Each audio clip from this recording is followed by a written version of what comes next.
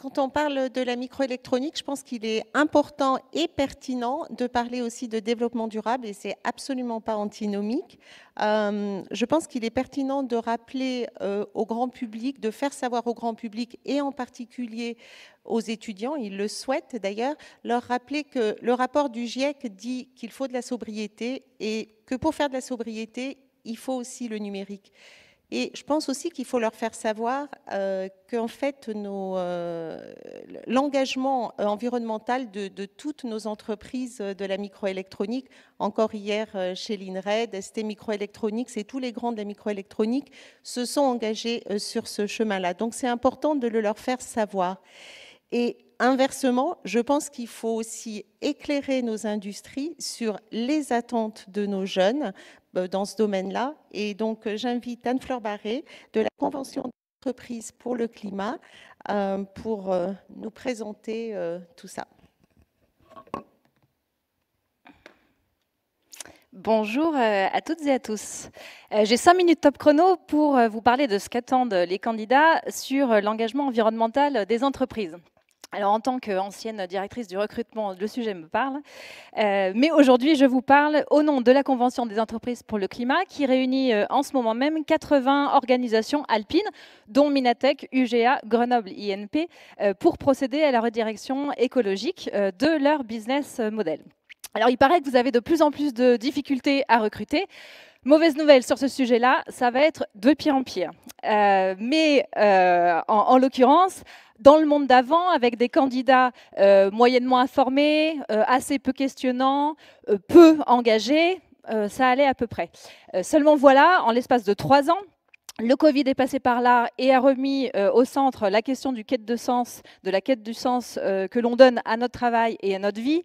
Des événements climatiques ont frappé les esprits, les méga-feux en Australie, les inondations en Belgique, les canicules un peu partout, 32 jours sans pluie cet hiver chez nous. Des étudiants qui désertent, qui bifurquent, des activistes de plus en plus actifs. Et entre-temps, tout le monde se forme à la transition écologique des plus hautes sphères de l'État aux entreprises. Et également, ce sera obligatoire pour l'obtention d'un diplôme de premier cycle universitaire dès 2025. Alors avec tout ça, comme le disait justement une étudiante Perrine de Grenoble INP devant les 80 dirigeants de la CFC il y a 2 semaines, votre peur de ne pas pouvoir recruter est légitime. Nous ne souhaiterons pas rejoindre une entreprise qui n'intègre pas une réelle stratégie pour changer de modèle. Alors, que regardent-ils? Que questionnent-ils? Dans la logique de la quête de sens, ils vont questionner votre raison d'être. Quelle est la contribution de votre organisation au monde, tout simplement, et in fine, quelle sera leur contribution en tant que salarié. Alors, vous avez un énorme atout dans la filière. La microélectronique est absolument partout. Vous permettez à l'essentiel de fonctionner. Deuxièmement, vous contribuez à retrouver la souveraineté industrielle. Et troisièmement, on aura absolument besoin de microélectronique pour réussir la transition. Par contre, votre talent d'Achille, et d'ailleurs, on le disait ce matin, vous êtes une industrie consommatrice de matières premières et de ressources, souvent dans un modèle économique fondé sur de la croissance volumique, souvent dans un modèle linéaire, extraction, production, déchets, dont les usages applicatifs sont souvent essentiels, parfois superflus, voire à obsolescence programmée, et en tout cas dans une logique consumériste incompatible avec l'objectif de 1,5 degré. Alors ensuite, ils vont questionner, au-delà du pourquoi, ils vont questionner comment vous opérez.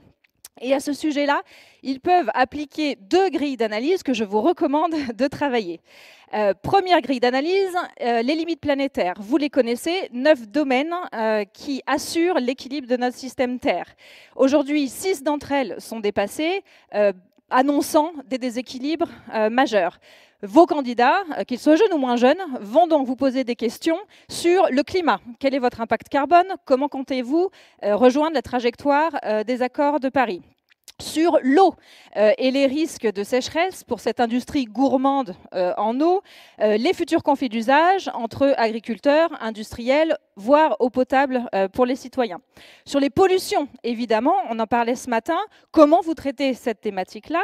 Les matières premières, quid des conditions d'extraction, des potentielles pénuries, de l'approvisionnement en terres rares, dont 98% vient de Chine dans un contexte géopolitique incertain, et l'effondrement de la biodiversité. Que mettez-vous en place pour régénérer le vivant sur vos sites, par exemple?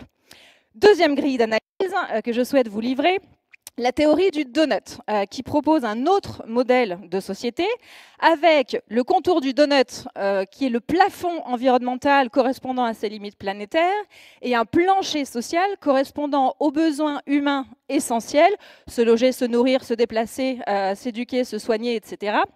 Alors cette théorie, elle propose une boussole, une finalité autre, à savoir la prospérité, par la contribution à cet espace entre les deux, juste et sûr pour l'humanité, où on ne parle plus forcément de performance suroptimisée, mais fragile face aux aléas à venir, mais plutôt de robustesse, source de résilience, et donc de garantie pour les investisseurs et les financements également. Donc plutôt séduisant tout de même.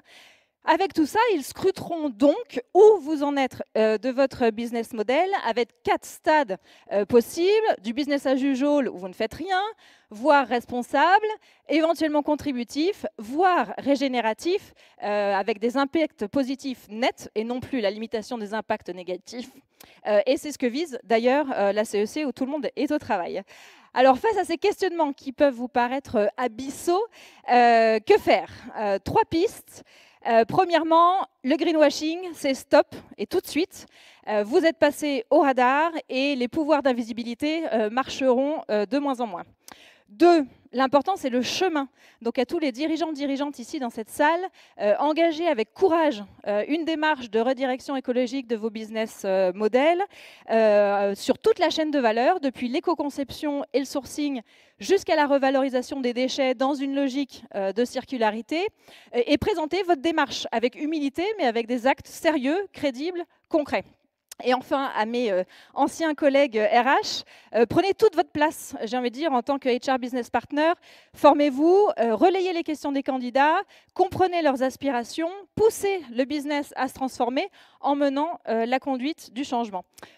Bref, comme le disait Kevin, encore de Grenoble INP à la CEC il y a 2 semaines, il y a urgence, faites tout ce qui est en votre pouvoir pour que, à la fin de votre carrière, de votre vie, vous puissiez vous regarder dans le miroir, regarder vos enfants et petits-enfants sans culpabilité, car vous aurez fait tout ce que vous pouviez. Merci et on se retrouve sur le corner de la CEC pour ceux qui sont intéressés.